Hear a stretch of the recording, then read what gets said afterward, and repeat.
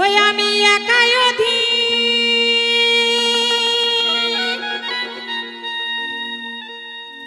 ওই আমি একাই অধীন ঘুরে বেড়াই।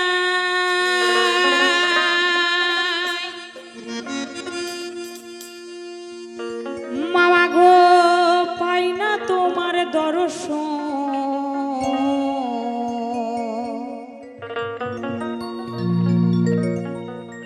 কোন কোন দেশে মামা, মামা তুমি করেছো ভ্রমণ। আস্তে, হে মামা, তোমার কাছে আমার জানতে ইচ্ছে হয় যে তুমি কোন কোন দেশে ভ্রমণ করেছো মামা। স্বর্গ মর্ত পাতাল ত্রিভুবনে তোমাকে আমি খুঁজেছি মামা। তুমি তো জানোই তুমি ছাড়া এই জগতে আমার কেউ নেই। তুমি আমার পিতা, তুমি আমার মাতা, তুমি আমার ভগ্নী, তুমি আমার ভাই। তোমাকে সব জায়গায় খুঁজে বেরিয়েছি বাবা। মামা তুমি কোথায়, কোন অবস্থায়, কিভাবে ছিলে এই ত্রিভুবনে একটু বলবে আমায়।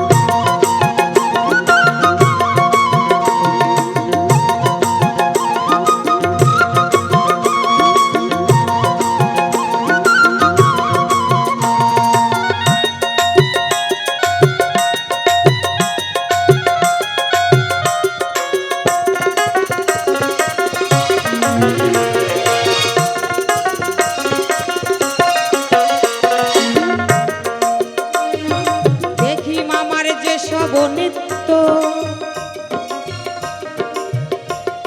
আর অর্ধ চন্দন তিলক মালায়, মামা তুমি কোন দেবতার পুত্র।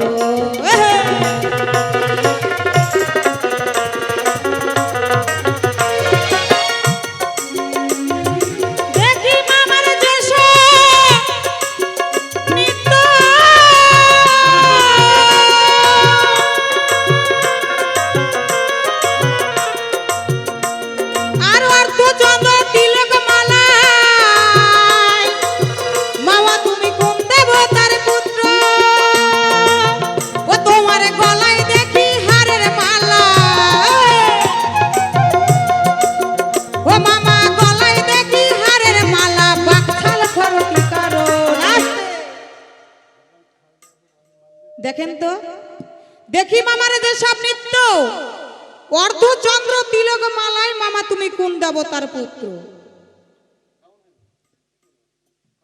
মামার আজকে 12টা বাজে ছাড়বো, আজকে ছাড়বো না, মামাকে পেয়েছি। তাহলে দেখি মামার যে সব নৃত্য, অর্ধচন্দ্র। মাগো আমরা আকাশে একটা চন্দ্র দেখতে পাই, চাঁদ একটা দেখতে পাই কিনা, ভাষাগুলো বুঝে যাচ্ছে না জড়াই যাচ্ছে, বুঝে যায় না। আমার ভাষাগুলো কে কে বুঝতে পারছেন হাত তুলুন তো একটু দেখি, দেখি। আর কেউ বুঝতে পার না? কেউ পান না বুঝতে? যারা যারা হাত তুলেছেন 10 টাকা করে সবাই নিয়ে আসেন।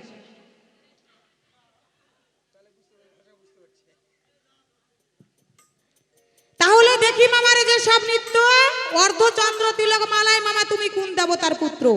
এই যে চন্দ্র আমরা কিন্তু আকাশে একটাই দেখতে পাই, দিল্লি গেলে ওটা দেখতে পারবো, এখানে থাকলে ওটা দেখতে পারবো, বাংলাদেশের লোকও ওটাই দেখতে পাই, তাই না মা?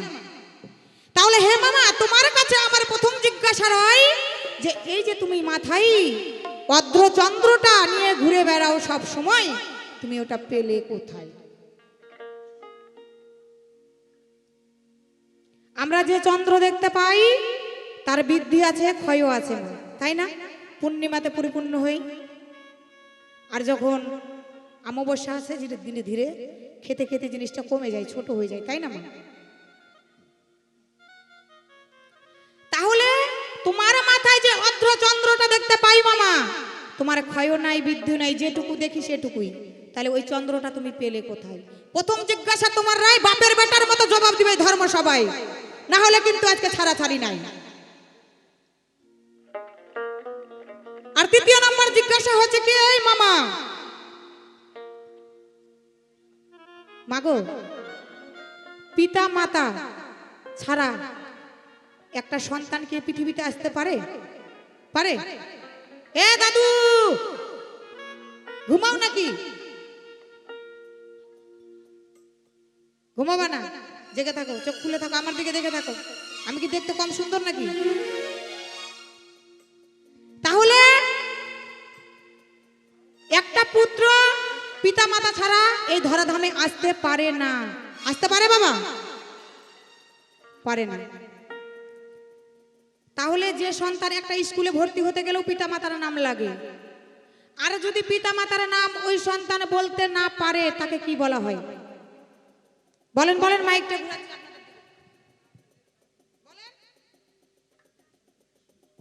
কি বলা হয়? জারদ?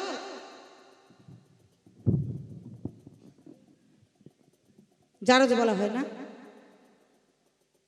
তোমরা তাও ভদ্রই আছো, জারদ তোমাদের দিকে বলে, আমাদের দিকে কি বলে? কাকা কি বলে গো?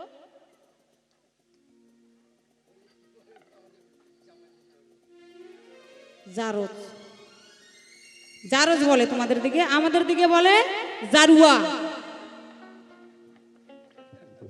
আমি খাঁটি বাঙালের মেয়ে, জারুয়া। তাহলে আজকে যদি আমার মামা পিতা মাতার নাম না বলতে পারে, পিতার নাম যদি না বলতে পারে, তাহলে মামাকে ধরবো জারুয়া। কিন্তু না, এখন না, যদি না বলতে পারে, আর যদি বলে দেয় তাহলে তো বড়ই ভালো, তাই না? তাহলে 2 নম্বর জিজ্ঞাসা গেল, মনে করে রাখবেন কিন্তু, আঙ্গুলে গনেন গনেন কটা জিজ্ঞাসা করলাম, ছাড়াছাড়ি নাই আজকে। 3 নম্বর জিজ্ঞাসা, হে মামা, তোমার গলায় যে হারের মালাটা দেখতে পাই, তুমি হারের মালা পেলে কোন জায়গায়? আবার 108টা, 160টা তো হতে পারতো, 10টাও হতে পারতো, 15টাও হতে পারতো, 12টাও হতে পারতো, তুমি 108টাই হারের মালাটা পরলে কিসের কারণ? একটু জবাব দিবে বাপের বেটার মতো, না হলে কিন্তু ছাড়াছাড়ি নাই। আরে বাকছালটা যে পারো, বাকছালটা পেলে কোথায়? তোমার কি টাকা পয়সার অভাব ছিল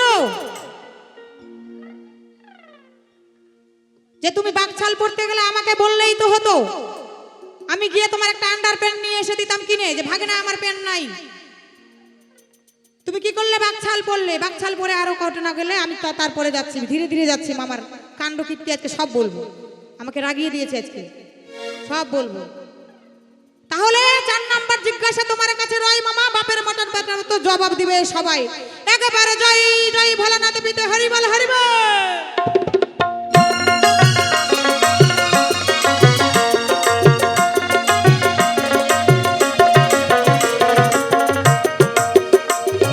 দেখি মামার যে সব নৃত্য, আর অর্ধচন্দন 3 মালায়, মামা তুমি কোন দেবতার পুত্র?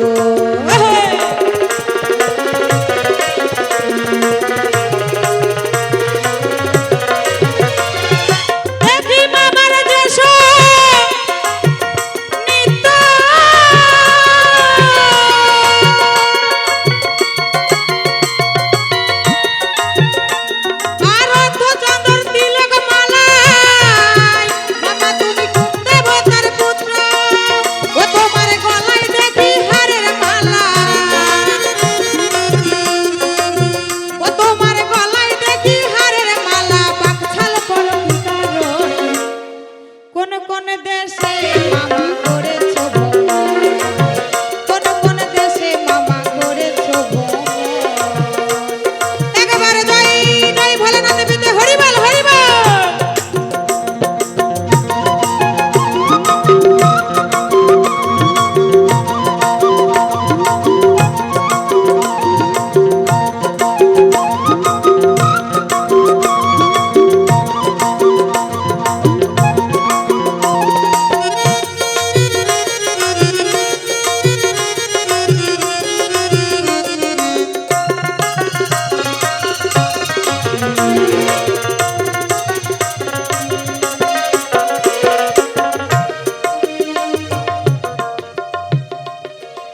দেখি মামার যে সব কাণ্ড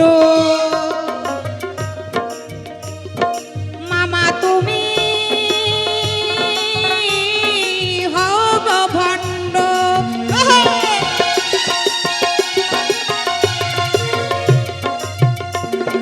দেখি মামার যে সব কাণ্ড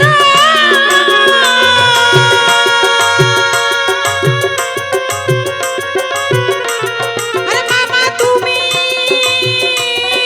হও গো ভণ্ড। ও তোমার শ্বশুরের দেখি ছাগের মুন্ড, ও তোমার শ্বশুরের দেখি ছাগের মুন্ড, মরা খেলে কি কারণে।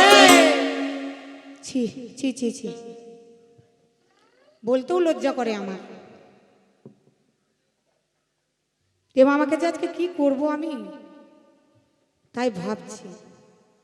হে মামা, তোমার কাছে আমার জিজ্ঞাসা রাই, পৃথিবীতে কি মেয়ের অভাব ছিল? মা অভাব ছিল?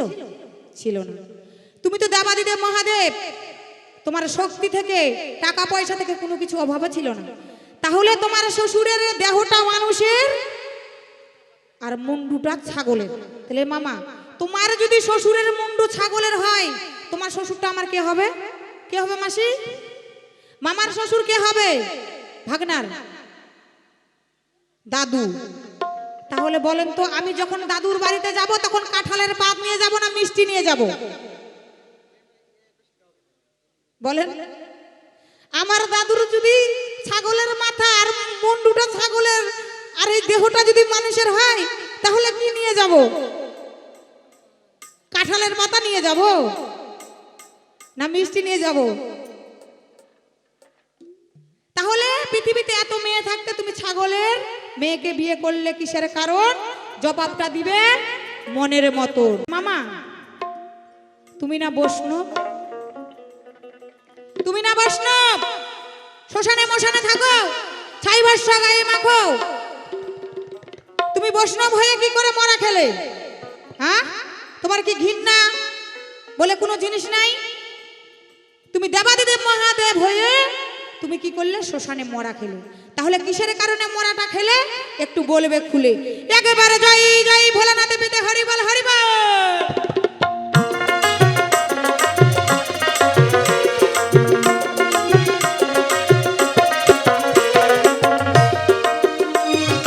দেখি মামার যে সব কাণ্ড মামা তুমি হও গো ভণ্ড।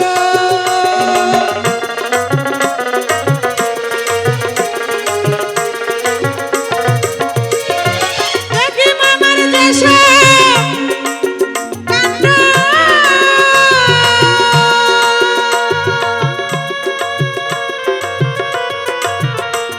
আরে মামা তুমি হও গো ভণ্ড। ও তোমার শ্বশুরের দেখি ছাগের মুন্ড, ও তোমার শ্বশুরের দেখি ছাগের মুন্ডু, মরা খেলে কি কারণ? কোন কোন দেশে মামা করেছো ভ্রমণ, কোন কোন দেশে মামা করেছো ভ্রমণ। হরিবল হরিবল হরিবল।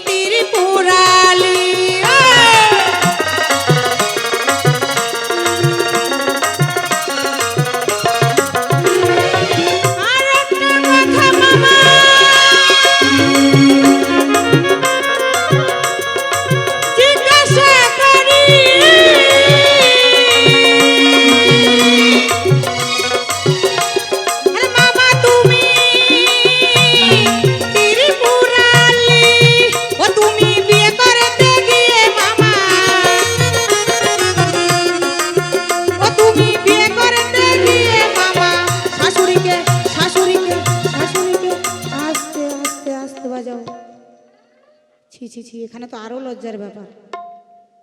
শুনবেন বিয়ে করতে গিয়ে কি করেছে? শুনবেন, যদি শোনেন তাহলে বলবো, আর না হলে বাদ দেব। কেন আমি আমার মামার মান সম্মান নিয়ে খেলতে পারবো না, কিন্তু আগে কথা ভালো। যে যে শুনবেন হাত তোলেন, না হলে এখানে গান বাদ, আমি নেমে যাবো আসর থেকে এখন। যাই যাই শুনবেন হাত তোলেন প্রতিটা লোক, কৃষ্ণ ভক্ত বাবা এবং মা সবাই হাত তোলেন। কমিটির বাবাদেরকেও বলছি, যে যে শুনবে হাত তোলেন সবাই, আমি দেখতে চাই। কি ব্যাপার, ওগুলো কি গোবিন্দ হাত দেয়নি? হাত নেই, হাত নেই, হাত তোলো সবাই। আমি আগেই বলেছি আমি কিন্তু খুব রাগী, নেমে যাব নিচে। তাহলে আমার মামা কি করেছে? লজ্জার কথা বলতেও ইচ্ছা করে না, না বললেও হয় না। আপনারা তো আবার শুনবেন, হাত তুললেন, তাই না? তাহলে ধীরে ধীরে বলি, হ্যাঁ ধীরে ধীরে বলবো, ওই জন্য শুনতে না পাই, আমার মামা যেন শুনতে না পাই। ধীরে ধীরে কানে কানে আপনাদের বলুন। ও তুমি বিয়ে করতে গিয়ে মামা, ও তুমি বিয়ে করতে গিয়ে মামা, শাশুড়িকে মদন দেখাও কি করো? লজ্জা শরম আছে? আছে লজ্জা শরম? তুমি যে বিয়ে করতে গেলে, কেন বিয়ে করতে গেলে কি পরে যায় মা? একটা আন্ডার পরে ভিতরে, তাই না? তারপরে ধুতি পাঞ্জাবি পরেন, তাই কিনা বাবা? ঠিক কিনা? তাহলে এ মামা কিসের অভাব ছিল? তোমার টাকার ছিল না পয়সার ছিল যে তুমি একটা বাকছালে পরে গেলে বিয়ে করতে? সেও আবার লজ্জা শরম ত্যাগ করে শাশুড়ির কাছে দিলে খুলে। দেখো, মানে বড় সাপ চলে গেল, ছোট সাপ বের হয়ে গেল। ছি ছি ছি ছি ছি ছি, লজ্জার ব্যাপার। মামা তোমার কাছে আমি জানতে চাই, বাপের বেটার মতো জবাবটা যেন পাই। একেবারে যাই যাই ভোলানাথ পিতে হরিবল হরিবল।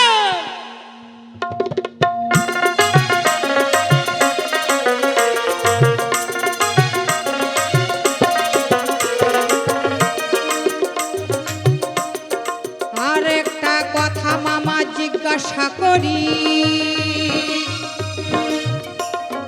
মামা তুমি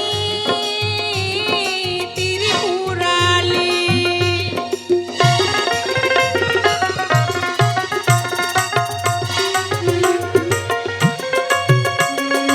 আর একটা কথা মামা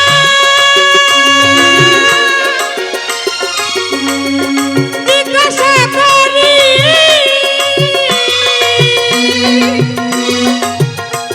আরে মামা তুমি ত্রিপুরালি, ও তুমি বিয়ে করতে গিয়ে মামা, ও তুমি বিয়ে করতে গিয়ে মামা, শাশুড়িকে মদন দেখাও কি করো?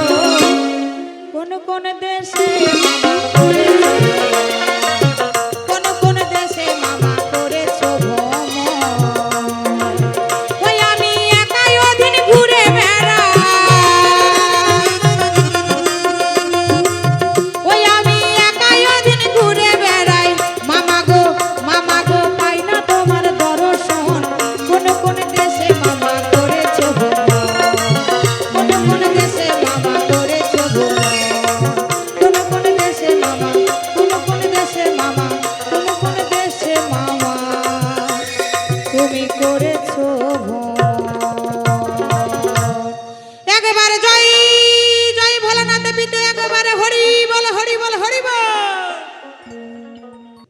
ও হচ্ছে বাবা নারদমণি। এই নারদমণিটা কে জানেন? নারদমণি কিন্তু একদিক দিয়ে খুব এক্সপার্ট বাবা। আপনারা সবাই কিন্তু সাবধান, খুব সাবধানে থাকবেন। কেননা নারদমণি কিন্তু ওই মানে লাগালাগি জিনিসটা খুব ভালো পারে, দেখবেন। চুপ করে কোথাও চলে গেছে, দুইজনে বসে আছেন, দুইজনের মধ্যে লাগিয়ে দিয়েছে দ্বন্দ্ব।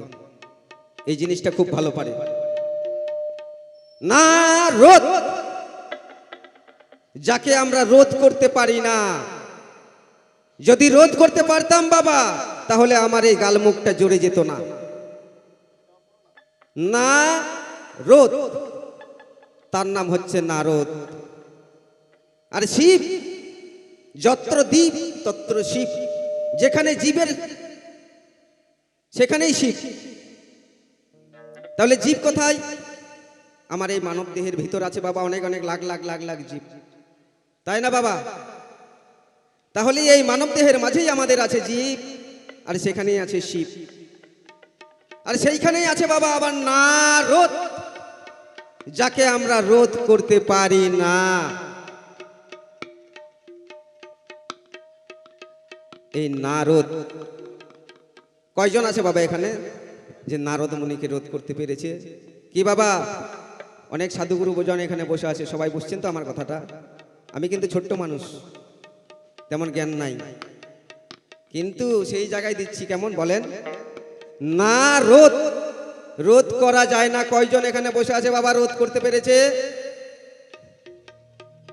যদি সেই জন পারে, কে পারবে? যে হচ্ছে বাপের বেটা বিচক্ষণ, যে বেটা রক্ষা করে পিতৃধন, সেই হচ্ছে বাবা বাপের বেটা বিচক্ষণ। পিতৃধনের উপর আবার হরিধন বিরাজ করে, লয়ে রাসেশ্বরী রাসবিহারী মহারাজ করে, সেই হচ্ছে বাবা শিব। সেই জায়গায় আছে জীব আর নারদ। আমরা প্রত্যেক দিন রাত্রেবেলা মারা যায় বাবা, রোধ করতে পারি নাই, তাই আমরা, আপনারা তো কেউ নয়, আমি হচ্ছি স্বয়ং নারদ, যার জন্য আমার গাল মুখ জড়ে গেছে। যাই হোক, এটা হচ্ছে আধ্যাত্মিকের ব্যাপার আর বাহ্যিকের ব্যাপার, মানে আধ্যাত্মিক আর বাহ্যিক দুটা দিক নিয়ে কিন্তু আছে বাবা। বাউল গান একরকম ভাবে হয় না, একটা কথার দুটা মানে হয়ে যায়, একটা আধ্যাত্মিক একটা বাহ্যিক। তো আধ্যাত্মিকের দিকে আমি যাচ্ছি না, যা ও জিজ্ঞাসা রেখে গেছে তার কিছু কিছু সমাধান আমি দেওয়ার চেষ্টা করছি, আপনারা সবাই বসে বসে শুনুন।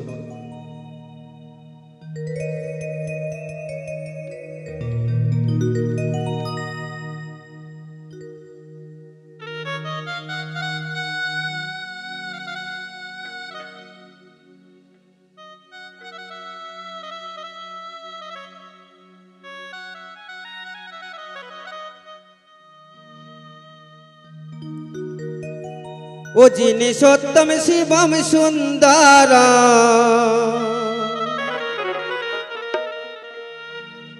মুনামা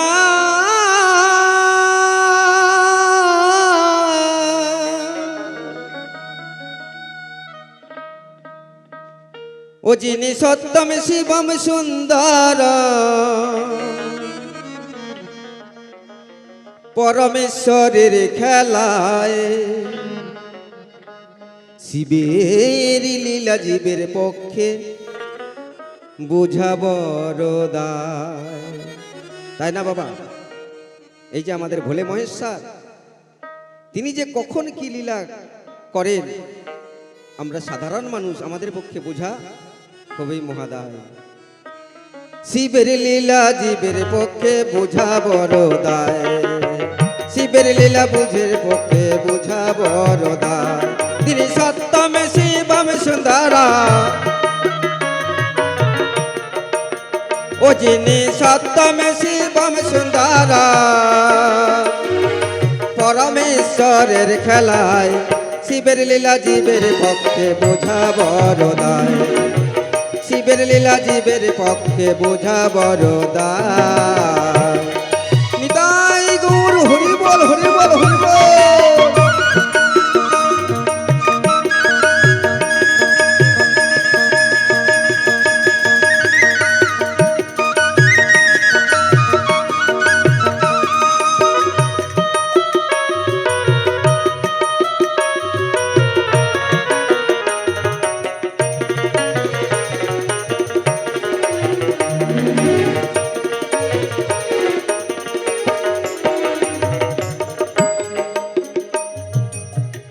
দক্ষ রাজার পুত্রী হচ্ছেন সতী দেবী। সেই সতী দেবীকে আমার ভোলে মহেশ্বর যখন বিয়ে করার জন্য যাচ্ছেন, আমার নারদ মুনি কি করলেন? ভোলে মহেশ্বরের আগে আগে লাফাতে লাফাতে যাচ্ছে। ও মামা, তুমি তো দক্ষ রাজার মেয়েকে বিয়ে করবে, সতীকে, তাহলে আমি তো তোমার বরযাত্রী, আমি তো আগে আগে যাব। ওই যে নারদ মুনি মানে কেমন করে লাগাতে হয় তার কায়দাটা ভালো করে জানে বাবা।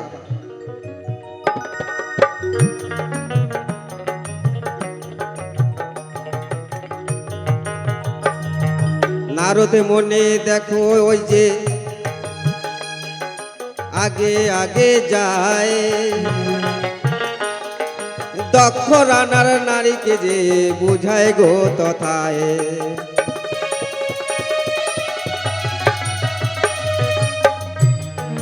তাহলে নারদ মুনি মামার কাছ থেকে দৌড় দিয়ে গিয়ে আর দক্ষ রাজার রানী তার কাছে চলে গেছে। ইতিমধ্যে শিব হাজির হয়ে গেছে, শোরগোল পড়ে গেল যে সবাই বর চলে এসছে, বর চলে এসছে, বরকে তো চালন বাতি নিয়ে বরণ করতে হবে, তাই তো। এবার নারদ মুনি কায়দা করেছে বাবা, বলছে মামার শাশুড়ি মানে দিদা, বলছে ও দিদা, তোমার জামাইয়ের মাথায় যে এরকম আছে দেখেছো তুমি? মাথায় আছে, গলায় আছে, কোমরে আছে, কখন যে কোনটাই একবার যদি দিয়ে দেয় আর বাঁচার কায়দা নাই। ও তো ভয়ে জড়সড়, বাপরে এটা তো ঠিকই কথা, তাহলে কি করা যায়? নারদকে বলছে ও নারদ, তাহলে ওকে আমি বরণ করবো কেমন করে? বলছে শোনো দিদা, ওই যে জঙ্গলে দেখা যায় ঈশ্বত মূল, ওর শিকড়টা বেটে নিয়ে না তুমি ওই চালন বাতির এক কোনায় রেখে দেব, এক কোনায় রেখে দেবে, তাহলে ওই পোকাগুলো সব নিজে নিজে নিস্তেজ হয়ে যাবে, তোমার কোনো ক্ষতি করতে পারবে না। এই যে চালাকি নারদে। এইবার কি করলেন, ভোলেনাথের শাশুড়ি যখন চালন বাতি নিয়ে ভোলেনাথকে বরণ করার জন্য গেলেন, আর সেই গন্ধ পেয়ে বাবা, তোমার শ্বশুর অর্ধেক মানুষ আর মাথাটা হচ্ছে ছাগলের কাঁঠালের পাতা নিয়ে যাব নাকি মিষ্টি নিয়ে যাব? তো কাণ্ডটা এই নারদ মুনির কাছ থেকেই কিছু আস্তে আস্তে করে চলে আসছে। বিয়ে করে যখন সতীকে নিয়ে গেল আমার ভোলেনাথ, সতীকে দেখো বিয়ে করে ভোলেনাথ নিয়ে যায়, সেই কারণে তারা গো সংসার করতে পায়।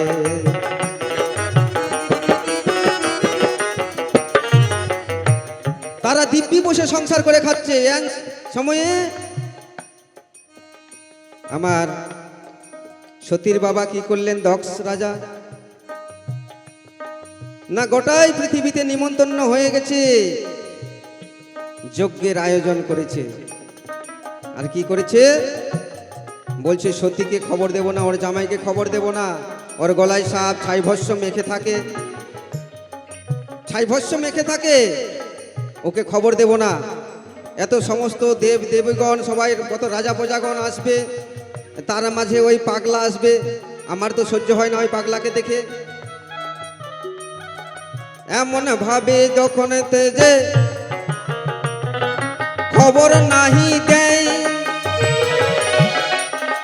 দক্ষ প্রজাপতি দেখো যজ্ঞের আয়োজন করে রায়।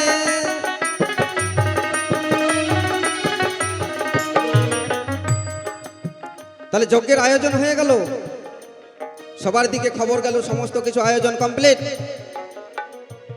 এইবার সতীর কাছে কিন্তু কোনো রকম ভাবে খবরটা পৌঁছে যায়। এই যে নারদ মুনি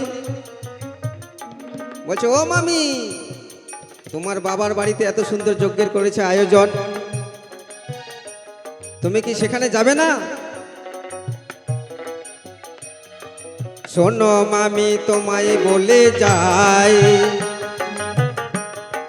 যোগ্য সবাই তোমার যাওয়া একদম দরকার নাই।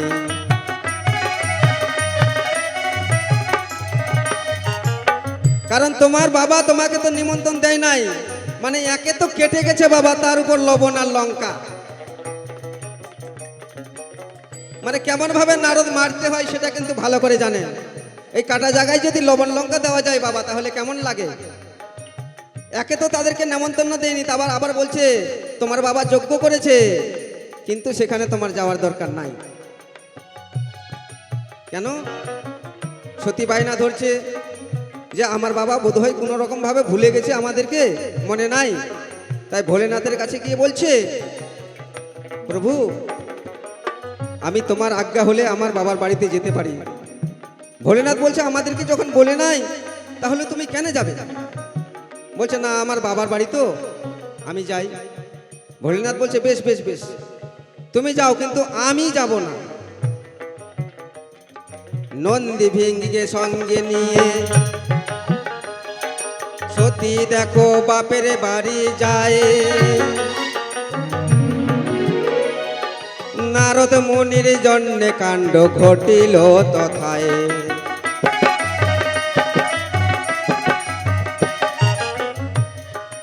এইবার সমস্ত রাজা গজা দেবতাগণ সবাই বসে আছে। সেই সভায় গিয়ে আমার সতী দেবী হাজির হয়ে গেছে। এবার দক্ষ প্রজাপতি যখনই দেখেছে সতীকে, ও তো জানে না সঙ্গে জামাই আসে নাই। ও ভেবেছে জামাই বোধহয় বাইরে আছে, সতী ভিতরে এসেছে। সঙ্গে সঙ্গে তাকে নানা রকম কথা শোনাতে লেগে গেছে। বলছে তোর স্বামী তো শ্মশানে থাকে, তোর স্বামী ছাই বস্ত্র গায়ে মাখে। যে বাবা অরিজিনাল সতী নারী, সে কোনোদিন স্বামীর নিন্দা সহ্য করতে পারে না। সতী বলছে বাবা তুমি এমন করে বলছো কেন? সে না আমার স্বামী। নারীদের কাছে স্বামীর থেকে কোনো দামি জিনিস নাই, তুমি আমার স্বামীর নামে নিন্দা করতে পারো না। তবুও কিন্তু দক্ষ প্রজাপতি মানছে না, নানা রকম ভাষায় অবর্ষণা করছে। আর তাকে বলছে, সে ভোলেনাথের কাছে নয়ন জল বরিশন করে দিয়ে বলছে, ভোলেনাথ আজকে তুমি আমার স্বামী। ভোলেনাথ আজকে তোমার নিন্দা যদি আমার কর্ণে শ্রবণ করতে হয়, আমার মতো পাপী ব্যভিচারিণী নারী এই জগতে কেউ নাই। নিতাই গৌর হরিবল হরিবল হরিবল।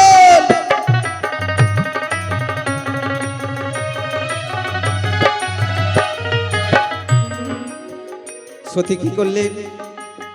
সঙ্গে সঙ্গে ব্রহ্মার কাছে জোর হস্ত করে বলছেন, হে ব্রহ্মাদেব তুমি আমায় গ্রহণ করো। সামনে যজ্ঞের অগ্নি জ্বলছিল। নিজের স্বামীর নাম স্মরণ করে, ব্রহ্মাজিকে স্মরণ করে যজ্ঞকুণ্ডে ঝাঁপ দিলেন। যজ্ঞকুণ্ডে ঝাঁপ দিলেন। নন্দী ভিঙ্গি বাধা দেওয়ার চেষ্টা করলো, কিন্তু কোনো বাধা মানল না। সতীর সেই খবর পেয়ে ভোলেনাথের কাছে নন্দী ভিঙ্গি দৌড়ে গেলেন। প্রভু তোমাকে অপমান করেছিল, সেই অপমান সহ্য করতে পারেনি আমাদের মা। আজকে সেই যজ্ঞকুণ্ডে ঝাঁপ দিয়ে নিজের প্রাণটা বিসর্জন করেছে। ভোলেনাথ রণমূর্তি ধারণ করে আর সেই টুকটুকি বাজিয়ে নৃত্য শুরু করেছে, প্রলয় নৃত্য। আর সেইখানে ছুটে গেল ভোলেনাথ ছুটে গিয়ে সঙ্গে সঙ্গে দুটা জোটা ছিঁড়ে দিয়ে ভদ্রাকালী আর বীরভদ্র নামে দুইজন কালী সৃষ্টি করে যজ্ঞকে লণ্ডভণ্ড করে দিয়ে, সঙ্গে ছিল সামনের দিকে দক্ষ প্রজাপতি। বীরভদ্র করে নাই দেরি, সঙ্গে সঙ্গে তার মুন্ডুটা ধরে টেনে ছিঁড়ে ফেলে দিলেন সেইখানে। তখন সতীর মা দক্ষ প্রজাপতির স্ত্রী জোর হস্তে কাঁদতে কাঁদতে গিয়ে ভোলেনাথের পায়ে ধরে যায়। বলো বলো গো জামাই আমার কি উপায়?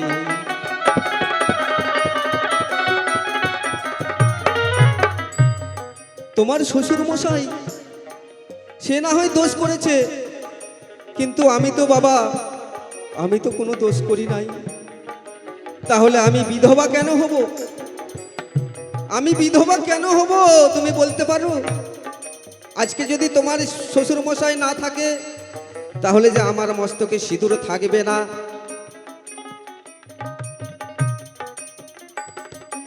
এর তুমি একটা যোগ বিহিত করো না।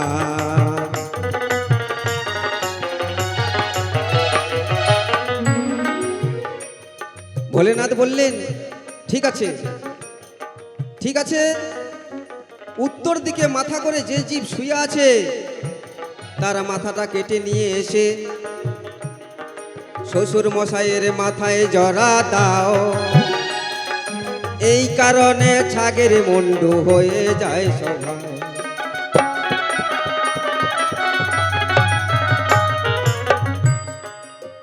তাই বাবা আমরা দেখেছি অনেকজন কি করে, উত্তর দিকে মাথা করে শয়, কারো হয়তো জায়গা কম, সেই জায়গার অভাবের জন্য উত্তর দিকে মাথা করে শয়। আপনাদেরকে আমি করজোরে বলছি, কেউ উত্তর দিকে মাথা করে শোবেন না, এটাকে যমের দশা বলে।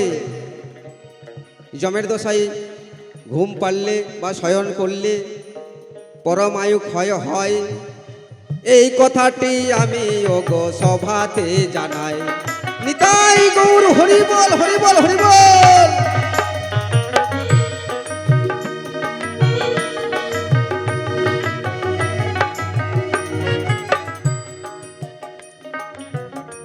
তারপরে বলছে এই তো তোমার দক্ষ প্রজাপতির ছাগের মুন্ড হলো কেন, এ তো গেল, এইবারে তোমার প্রশ্ন আছে যে তুমি বাকছাল পরো কেন, বাকছাল কেন পরো? আস্তে আস্তে তোমার প্রশ্নের জবাব দিতে যাই, এই জবাবের একটু পরে আরো পাবে ভাই।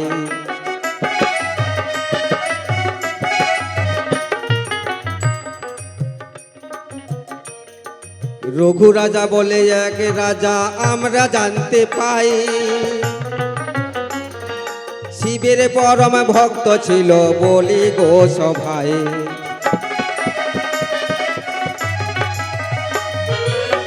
তাহলে রঘু রাজা বলে এক রাজা ছিলেন, আমরা যা শাস্ত্রে জানতে পাই, তো শিবের পরম ভক্ত ছিলেন। তো বলতেন পার্বতীর সঙ্গে গল্প করতেন, জানো ওই যে একজন রাজা আছে সে কিন্তু পরম শিব ভক্ত, একদিনও শিবের কাছে অঞ্জলি না দিয়ে অন্য জল গ্রহণ করে না। পার্বতী মনে মনে ভীষণ রাগ করে, একদিন বলছে মহাদেব তোমার যদি পরম ভক্ত হয় আমি তার পরীক্ষা নিতে চাই, চলো মহাদেব চলো, যদি সে তোমার পরম ভক্ত হয় তাহলে চুপি সারে গিয়ে তার আমি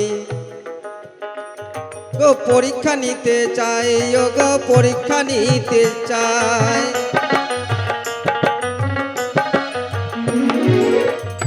তাই কি করলেন, ভোলেনাথ নিজে একটা বাঘের রূপ ধারণ করলেন, আর পার্বতীকে একটা গোবৎস তৈরি করলেন, তার সঙ্গে আমার গোবিন্দকে আহ্বান করলেন, হে গোবিন্দ আজকে তোমার গো ধেনু আর তুমি হবে রাখাল, আর বনমাঝ থেকে বাঘ হয়ে আমি তাড়াবো তোমাদেরকে, তোমরা দৌড়ে গিয়ে সেই রঘু রাজার বাড়িতে প্রবেশ করে যাবে, তারপরে তো সেই খেলাটা প্রকাশও হইবে।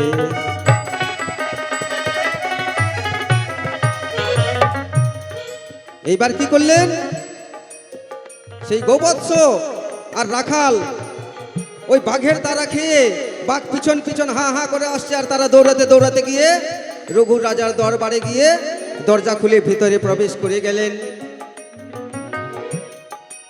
প্রবেশ যখন করে গেলেন, রঘুরাজ দরজার সামনে দাঁড়িয়ে আছেন, আর বাঘটাকে বলছেন, হে বাঘ তুমি এদেরকে তাড়াচ্ছ কেন? বাঘ বলছে, শোনো রাজন, এরা আমার শিকার, তুমি আমার শিকার আমাকে ফিরিয়ে দাও। বলছে না, আমি এই রাজ্যের রাজা, এই রাজ্যের রাজা, সবার প্রতি আমার মায়া মমতা আছে, সবাই আমার সন্তান, এরাও তো আমার সন্তান, তাহলে এদেরকে আমি তো ফিরিয়ে দিতে পারবো না। তো বলছে, এদেরকে যদি তুমি ফিরিয়ে না দাও তাহলে তুমি কি দিবে আমায়? কি আমায় দেবে? রঘুরাজ হাত জোর করে বাঘের কাছে বলছে, আজকে তুমি যা চাইবে বাঘ আমি তাই দেব। বলছে আমি নরমাংস খেতে চাই। রঘুরাজ করে নাই দেরি,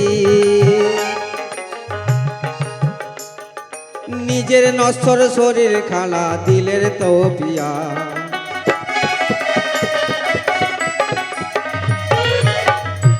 রঘুরাজা কি করলেন? বলছে আমি তো কাউকে দিতে পারি না, হে বাঘ আজকে তুমি তাদের বদলে আমাকেই গ্রহণ করো। সঙ্গে সঙ্গে বাঘ বললেন, এই না হলো আমার ভক্ত। সঙ্গে সঙ্গে বাঘ আর ভোলেনাথের রূপ ধারণ করে নিয়ে রঘুরাজার সামনে দাঁড়িয়ে গেলেন। বলছে তথাস্তু ভক্ত, তুমিই হলে প্রথম ভক্ত যে এমন কাজটা করলে। তো বলছে প্রভু তুমি এরকম ভাবে কেন? তার কাছে সমস্ত বৃত্তান্ত খুলে বলা হলো। এবার বলছে প্রভু তুমি যখন আমার বাড়িতে এসেছো প্রভু, আমি তো তোমায় ছাড়ব না। আমি তোমায় প্রত্যেক দিন 3 বেলা তোমার পূজা অর্চনা করি, তোমাকে অঞ্জলি দেই, তোমাকে সেবা দেই। কিন্তু তুমি যখন আজকে স্বয়ং এসেছো, আমি আমার নিজের হাতে তোমাকে সেবা দেব। বলছে শোনো রঘু, আজকে আমি তোমার বাড়িতে একা আসি নাই। তোমার মাতা পার্বতী, তার সঙ্গে এসেছেন ওই দেখো জগতের পতি। তাহলে তুমি যদি বাবা সেবা দিতে চাও, তোমার রাজকোষের কোনো সেবা আমরা গ্রহণ করব না। রঘুরাজ হাত জোর করে বলছেন, তাহলে বাবা কি করব? উপায় বলে দাও। সঙ্গে সঙ্গে গোবিন্দ আর পার্বতী বাইরে বেরিয়ে এসে বলছে, ভোলেনাথ গোবিন্দর কাছে বলছে, হে গোবিন্দ আজকে বলে দাও তুমি তোমার সেবার জন্য কি করতে হবে। তাই আপনারা সবাই জানেন এবং মানেন বাবা, এই টাইমে যদি কেউ দান করে যায়, স্বয়ং গোবিন্দ সেই সেবার অধিকারী হয়ে যায়। গোবিন্দর ব্যাংকে সেইগুলো সমস্তভাবে জমা হবে একবারে নিশ্চিত। তাই 2 জন কমিটির ভদ্রলোক চলে আসুন সামনে। গোবিন্দ সেবার জন্য দাঁড়ে দাঁড়ে ভিক্ষা করতে যাও রাজা, তোমার রাজকোষ থেকে আমরা গ্রহণ করব না।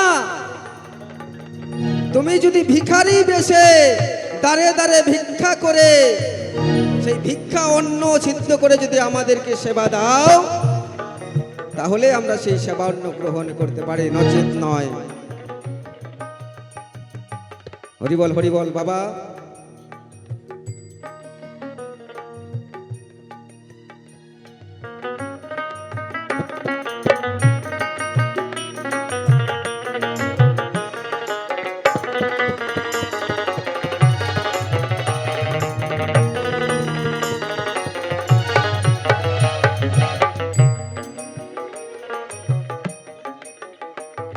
দুইজন কমিটির লোক আসবে আমাদের সামনে।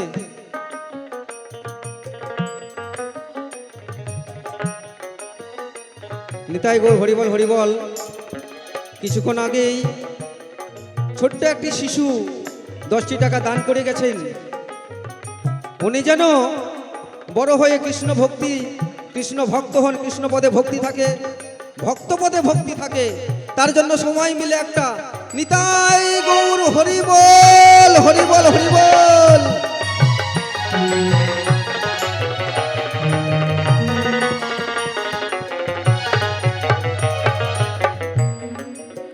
তো যাই হোক বাবা, এই যে আমি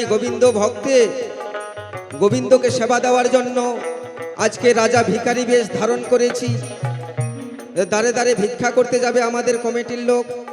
আপনারা সবাই কিছু কিছু দান করবেন। এটা আপনাদের গোবিন্দর ব্যাংকে জমা হবে। এই জন্মে দান করবেন, পরের জন্মে তার ফল পাবেন। পাবেন একবারে। বলছে আমি তোমায় গ্রহণ করতে পারি, কিন্তু তার আগে তোমাকে 108 বার মরতে হবে। এই যে 108 বার মরতে হবে, ওই যে 108 বার মরে আর জন্ম নেয়। তো বলছে 108 বার মরবে আর জন্ম নেবে। কিন্তু তাকে তো পড়াতে হবে বাবা, তখন তো শ্মশান কোথায় ছিল? শ্মশান ছিল না। তাই শিব কি করলেন, নিজের বাম পাটাকে এই জানুর উপর রেখে আর দিব্য নয়ন বের করে দিয়ে দিব্য নয়নের আগুন দিয়ে আর সেই সতীর দেহ 108 বার পড়েছিলেন, আর প্রত্যেকবারে একটা করে হার সংগ্রহ করেছিলেন। ওই 108 বার জন্ম নিয়েছিলেন আর মরেছিলেন। ওই 108টা হারের মালা আর ভোলেনাথের গলায় আমরা দেখতে পাই। এই তো তোমার কথার জবাবে কথায় মিশে যায়, আরো কিছু জিজ্ঞাসা থাকলে বলবি এই সভায়।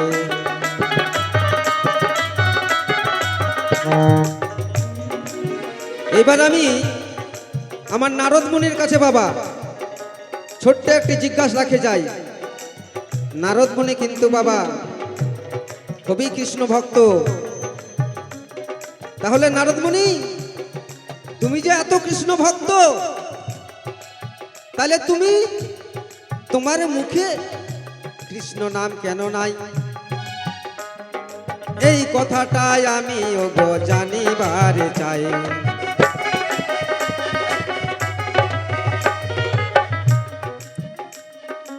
তারপর তোমার বিনাই কিন্তু কৃষ্ণ নাম হয়, আর তুমি মুখে কিন্তু নারায়ণ নারায়ণ বলে বেলাও। তাহলে তোমার মুখে কৃষ্ণ নাম হয় না কেন? এই কথাটা বলে যাবে সভা পরে তাই।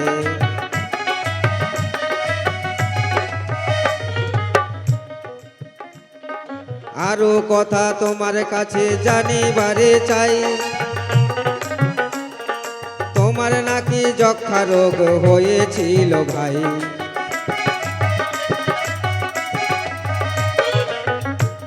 তাহলে তোমার যে যক্ষা রোগ হয়েছিল নারদমুনি, আমরা যতদূর শাস্ত্রে শুনি তোমার যক্ষা রোগ হয়েছিল। তাহলে সেই যক্ষা রোগ ভালো হলো কি উপায়ে বলিবে এই সভায়? সভা মাঝে বলবে সভায় বলো গোতায়। এই পর্যন্ত আমার প্রশ্ন করি সমর্পণ, তারপরেতে আরো কিছু আছে গো এখন।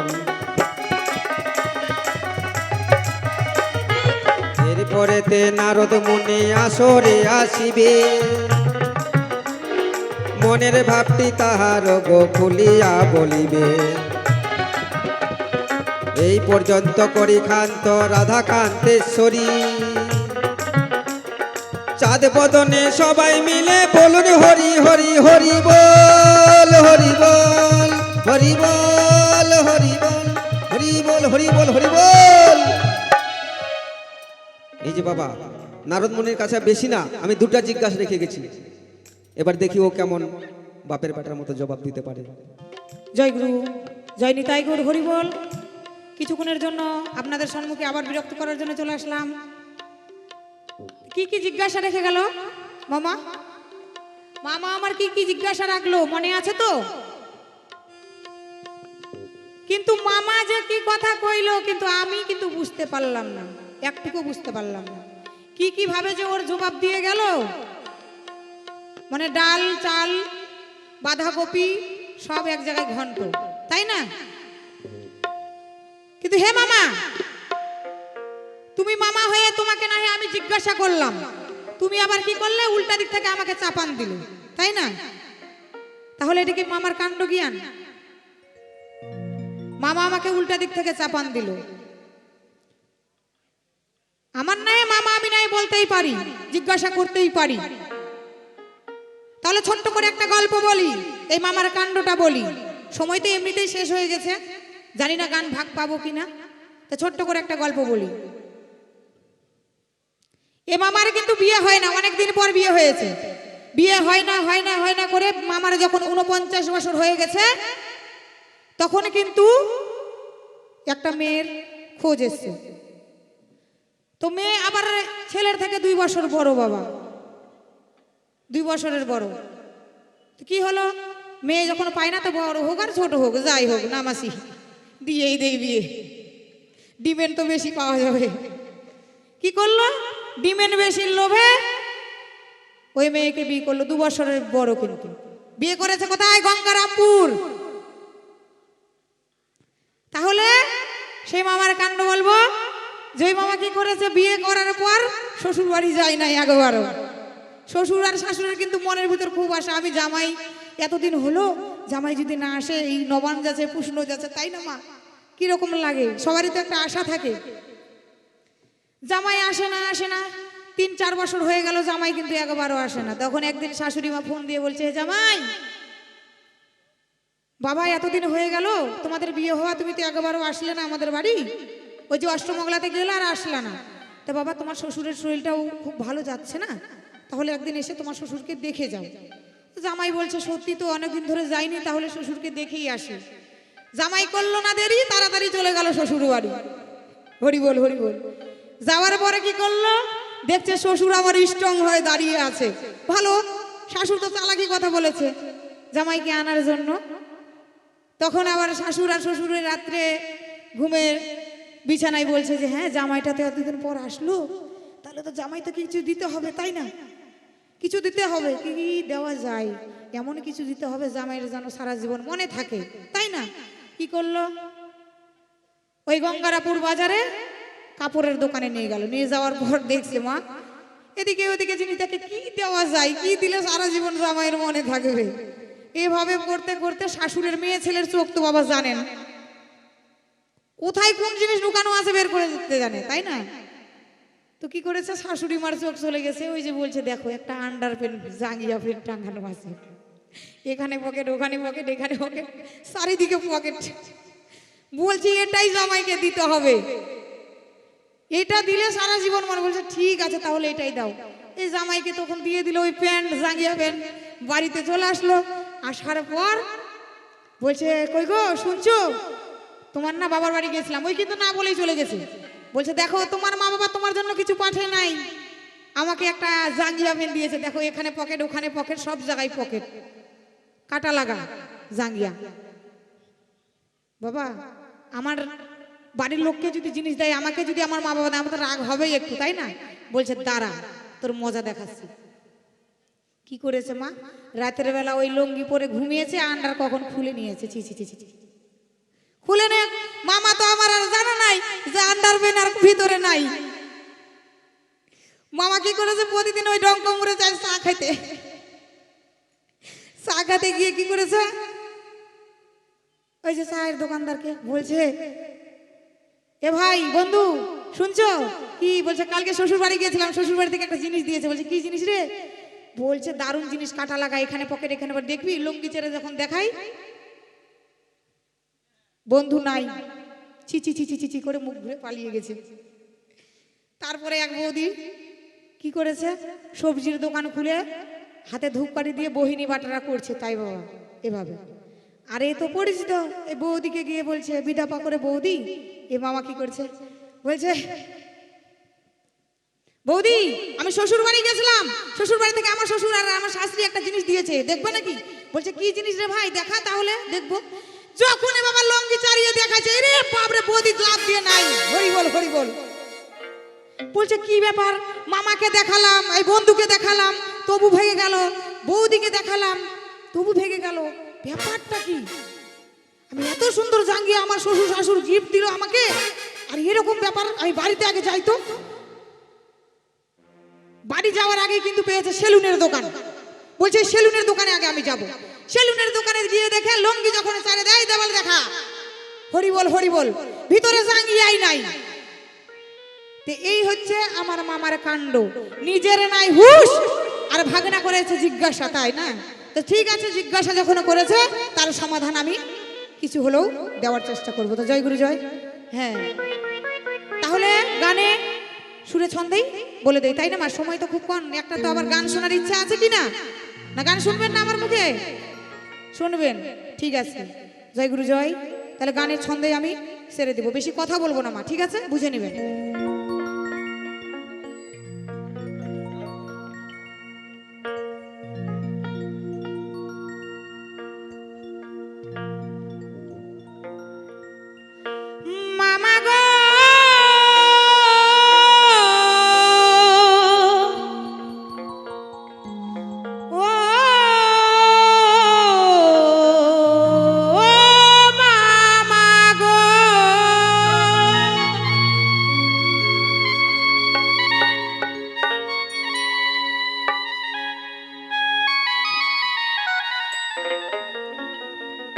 ও সবে নারদের করল বড়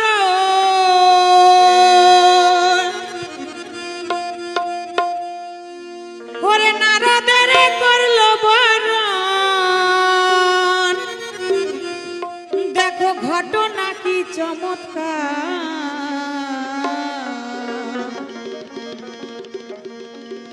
ছিল 49,000 কন্যা গন্ধব রাজা। হে মামা তোমাকে বলে যাই যে যে বহু নারী করিয়া গমন, তাহলে মামা সবাই এসে নারদকে বরণ করলো, সবাই এসে নারদকে বরণ করলো কেন? এই যে 49 গন্ধব রাজার কিন্তু 49টা কন্যা ছিল, 49,000 কন্যা ছিল। তাহলে 49,000 কন্যাকে যদি বিবাহ করে তাহলে নারদের যক্ষা হবে না কি হবে? তাহলে কি মামা তোমার হবে যক্ষা না নারদের হবে? ছিল 49,000 কন্যা গন্ধব রাজা।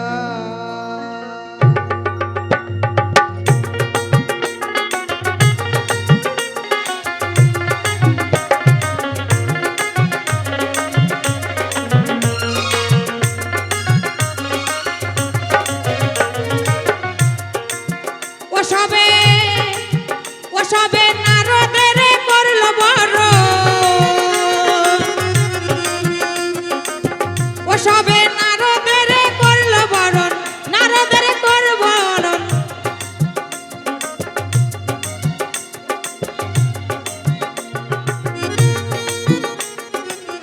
ও সবে নারদের করল বরণ ঘটনা কি চমৎকার ছিল 49,000 কন্যা গন্ধব রাজা। ও ছিল 49,000 কন্যা গন্ধব রাজা। একেবারে ভোলানাথ দেবীতে হরি বল হরি বল হরি বল। আস্তে আস্তে আস্তে কি আবার হাত উঠছে না সবারই কিসের জন্য? হাত উঠাও।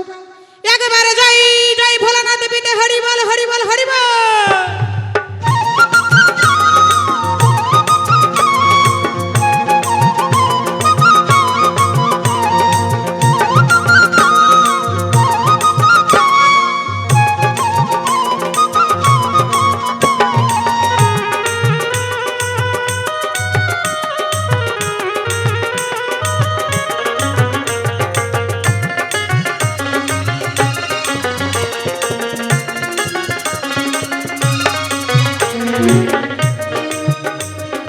বহু নারী করিয়া ভ্রমণ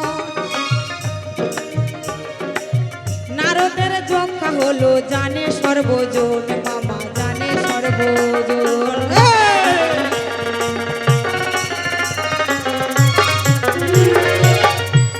তাহলে কি বলছে? বহু নারী করিয়া ভ্রমণ নারদের যক্ষা হলো জানে সর্বজন। পৃথিবীর লোক সবাই জানে, তুমি জানো না মামা যে নারদের যক্ষাটা কিসের জন্য হয়েছিল? মাগো এক নারীর সাথে যদি সম্পর্ক থাকে তাহলে কিন্তু মানা যায়। আরে নারদ কি করেছিল? বহু নারীর সাথে ভ্রমণ করেছে, বহু নারীর সাথে গমন করেছে।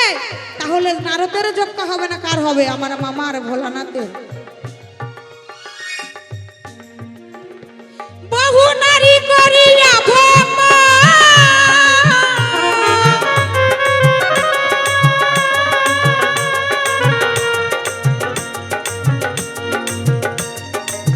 নারদের যক্ষা হলো ও মামা জানে সর্বজন।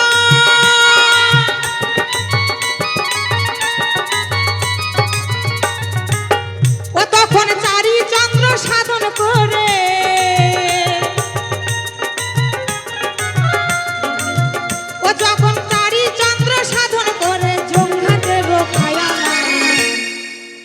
ছিল 49,000 কন্যা গন্ধব রাজা। ও ছিল 49,000 কন্যা গন্ধব রাজা। ও দেখি চারি চন্দ্র সাধন করে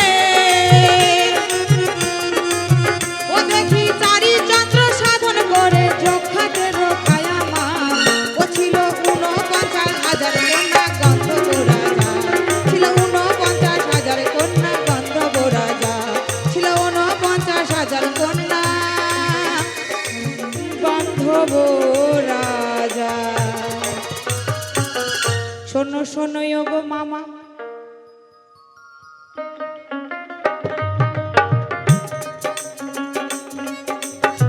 শোনো শোনো ও গো মামা, তোমারে জানাই, তোমার কাছে আমার মনের কথা বলতে চাই।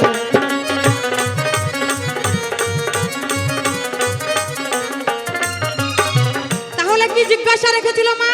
যে নারদের যক্ষা। তাহলে নারদের যক্ষার কিসের জন্য হয়েছিল আর কেমন করে রক্ষা পেয়েছিল বললাম তো, মিটেছে। বুঝেছেন তো সবাই? কি বাবা বুঝেছেন?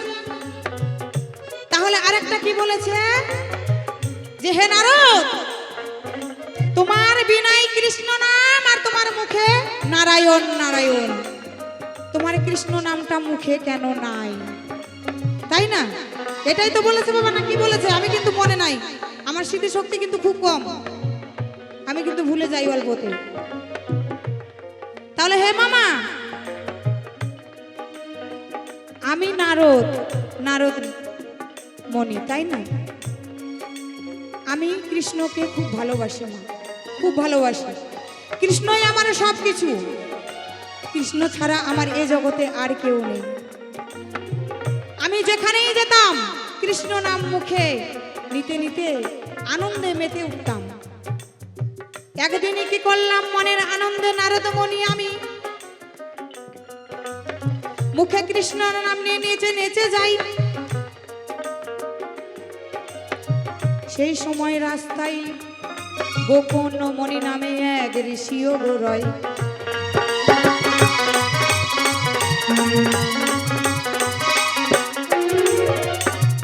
আমার কিন্তু মা জানা ছিল না, আমি তো কৃষ্ণ নামে পাগল, কৃষ্ণ নামে আমি মত্ত। কৃষ্ণ নামে পাগল হয়ে আমি বিনা হাতে নিয়ে কৃষ্ণ নাম করতে করতে সেই পথ দিয়ে আমি চলে যাচ্ছি বাবা। গোকর্ণমণি ধ্যানে বসেছিলেন। গোকর্ণমণি ধ্যানে বসে ধ্যান করছে, নারদমণি কিন্তু বাবা কৃষ্ণ নাম মুখে নিয়ে কোনো দিকে তাকাই না, শুধু উপরের দিকে দেখে কৃষ্ণ কৃষ্ণ করতে করতে চলে যায়। যাওয়ার পথে গোকর্ণমণির শরীরে কিন্তু বাবা নারদের পা দিয়ে ধাক্কা লেগে যায়।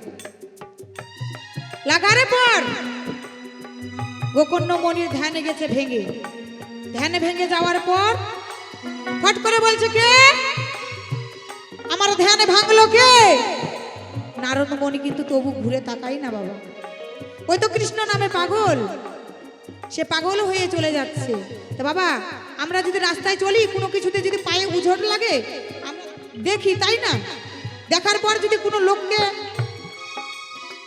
আবার কোনো ঠাকুরের গায়ে যদি আমাদের পা লেগে যায় আমরা প্রণাম করি, তাই তো? ওটাতে মাপ হয়ে যায়, তাই না? কিন্তু নারদমণি সেটা করিনি, ওই তো পাগল হয়েছিল, কৃষ্ণ নামে মগ্ন হয়েছিল, ওর কোনো হুঁশ ছিল না যে আমার কাকে লাগলো। গোকর্ণমণি বলছে, নারদমণি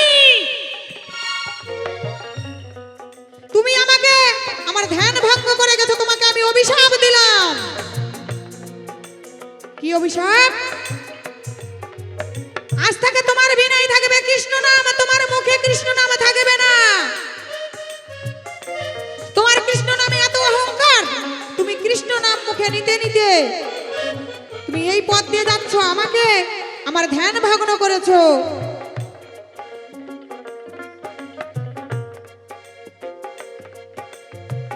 তুমি ধ্যান ভগ্ন করেছো আর তুমি আমার কাছে ক্ষমা প্রার্থনা না করে তুমি নিজের অহংকার নিয়ে চলে গেছো, তোমার কৃষ্ণ নামের এত অহংকার। নারদমণিকে যখন অভিশাপ দেয় বাবা, দেওয়ার পর কিন্তু নারদমণির জ্ঞানে ফিরে এসেছে। হে ঋষিমণি, আমার ভুল হয়ে গেছে, তুমি যে অভিশাপ দিয়েছো আমাকে সেটা ফেরত নাও। বাবা এই মুখের বাণী মুখ থেকে যদি একবারে বেরিয়ে যায় কখনো কিন্তু ফেরত আর নেওয়া যায় না, তাই না বাবা? কাউকে যদি কোনো অভিশাপ দেওয়া যায়, কোনো কাকে কটু কথা বলা যায়, সে কথাটা কি ফেরত নেওয়া যায় মা? যায় না। ঠিক তদ্রূপ নারদমণিকে অভিশাপ করেছিল, যে তোমাকে অভিশাপ দিলাম, তোমার বিনাই থাকবে কৃষ্ণ নাম, তোমার মুখে থাকবে না, তোমার মুখে সারাক্ষণ খালি নারায়ণ নারায়ণ বলতে থাকবে। নিতাই গৌর হরিবল হরিবল।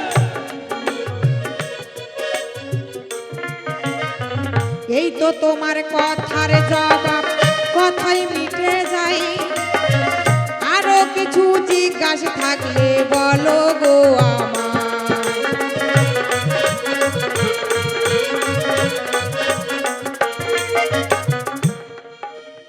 তাহলে মামা তোমার যদি আরো কিছু জিজ্ঞাসা থাকে আমার কাছে বলো, না হলে এখন এই রন্ধমোহনায় আসো।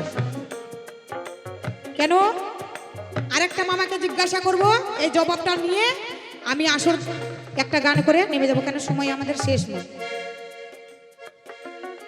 শোনো শোনো ও গো মামা তোমারে জানাই, তোমার কাছে আরেকটা কথা জানিবারে চাই। হরি বল হরি বল হরি বল হরি বল।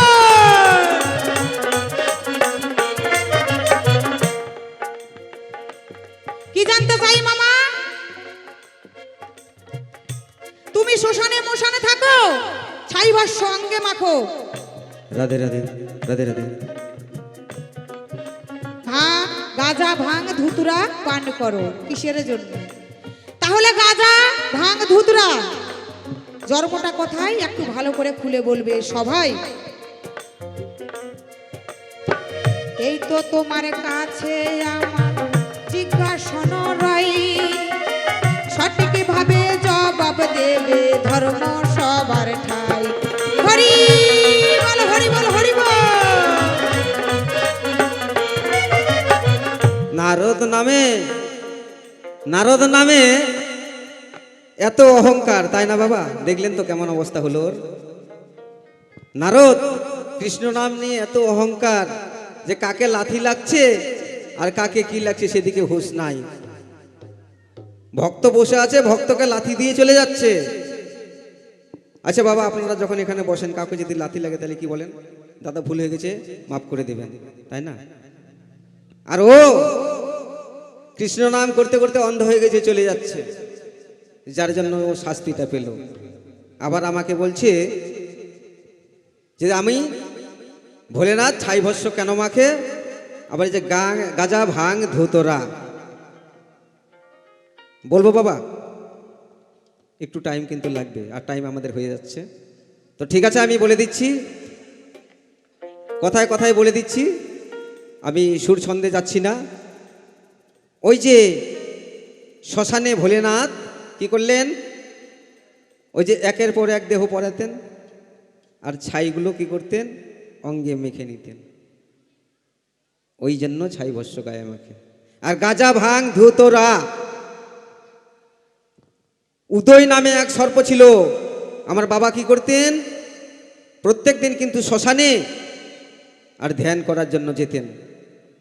তাহলে ধ্যান করার জন্য যেতেন ঠিকই, ধ্যান করার জন্য যেত, ধ্যানও করতো, কিন্তু যদি বাবার নেশা না হয় তাহলে কিন্তু ধ্যানস্থ হতে পারে না। তাই কি করে, ওই উদয়কে ধ্যান করার আগে ডেকে নেয়, বলছে উদয় আয়, আর বাবা জিভটা বের করে দেয়। ওই জিভটা বের করে দেয়, জিভের মাঝে ছবল মারে উদয় নাগের ছবল খেয়ে বাবা নিশাগ্রস্ত হয়ে যায় আর শ্মশানে গিয়ে ধ্যানস্থ হয়। একদিন আদ্যশক্তি মহামায়া দেখলেন এ কি কাণ্ড, ভোলেনাথ একবার ওই যে মন্থন করার সময় অমৃত উঠে আর বিষের ভাণ্ড উঠে, বিষ খেয়ে কিন্তু লীলকণ্ঠ হয়েছিলেন বাবা, তাই না? তখন যা কাণ্ড করেছে, আবার যে ভোলেনাথ এখন যে ওই বিষের ছবল, মানে ওই উদয়ের ছবল খেয়ে যে কি কাণ্ড করবে তার কোনো ঠিক নাই। আজকে ভোলেনাথ যাক, পরের দিন তার আমি একটা বেহিস্তা আমি করছি। ভোলেনাথ যখন শ্মশানে চলে গেলেন ধ্যান করার জন্য, তখন আদ্যশক্তি মহামায়া বলছে উদয় বাবা কোথায় রে? উদয় তো সামনে চলে এসছে, মা যখন ডাকছে আসতেই হবে। যেই না উদয় এসেছে সেই ঘপ করে ধরছে ওকে, আর মায়ের হাতের আছে জাতি, সেই জাতি দিয়ে 3 টুকরা করে বাবা 3 জায়গায় পুঁতে রেখেছে। এবার ভোলানাথ চলে এসছে, সে তো জানে না। পরের দিন যখন আবার যাবে তখন বলছে উদয় আয়, উদয় তো আর নাই বাবা, থাকলে তো আসবে। ভোলেনাথ ধ্যানস্থ হয়ে দেখছে উদয়কে আদ্যশক্তি মহামায়া এই কর্ম করেছে। আদ্যশক্তি মহামায়াকে বললেন, এর জন্য তোমাকে সাজা ভোগ করতে হবে। যখন আমি যাব এই উদয়ের মাথার দিকটা হলো গাজা, মাঝের দিকটা হলো ভাং, আর নিচের দিকটা হলো বাবা ধুতুরা। গাজা গাজা গাজা জাগা জাগা জাগা, ভাং মনের ভোলটা ভাং, এই যে বাবা আধ্যাত্মিকের কথা। আর ধুতরা ধোতরা, এর আগের দিন বলেছিলাম বাবা, এই যে গুরুমূর্তি ধ্যান করে এই যে দ্বিদল পদ্মে যদি আশ্রয় নেওয়া যায়, তাহলে আমরা ঘরে বসে গোবিন্দের দর্শন করতে পারি। তাই ধোতরা, মনের ভব মনের ময়লা ধো, তাই হচ্ছে গাজা ভাং ধুতুরা। এই যে গাজা ভাং ধুতুরার কথা গেল, এইবারে এসো দ্বন্দ্ব মহানায়।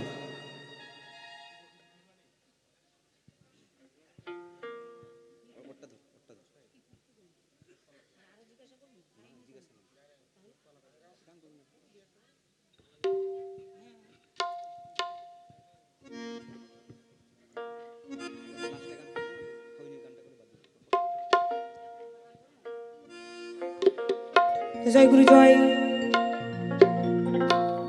জানি না কতটুকু আনন্দ দিতে পারলাম মা, তো সকলে আশীর্বাদ করবেন। আপনাদের আশীর্বাদ নিয়ে যেন আমি সে জায়গায় যেতে পারি যেটা আমার মনে আশা আছে। সকলে মিলে আশীর্বাদ করবেন। আমাদের পালা আমরা এখানেই রাখলাম। জয় গুরু জয় গুরু। একটা করে গান গাইবো, তারপরে আমরা আসরটা ছেড়ে দিয়ে যাব। পরবর্তী শিল্পী, ওদের কণ্ঠে গান শুনবেন, খুব সুন্দর শিল্পী আছে।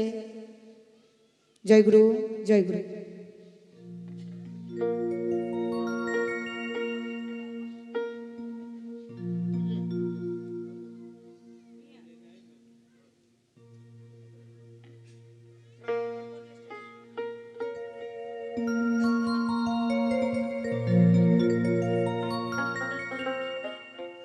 জয় গুরু জয় নিতাই গৌর হরি বল। তাই বাবা, আমার এখানে তো মা জননী অনেক আছে, যেহেতু আমার গর্ভধারিণী নাই, কিন্তু পালিত মা অনেক আছে, তাই না? তাদেরকে নিয়ে একখানা গান গাইবো, আর সবাইকে লাস্ট গান গেয়ে ছেড়ে চলে যাব।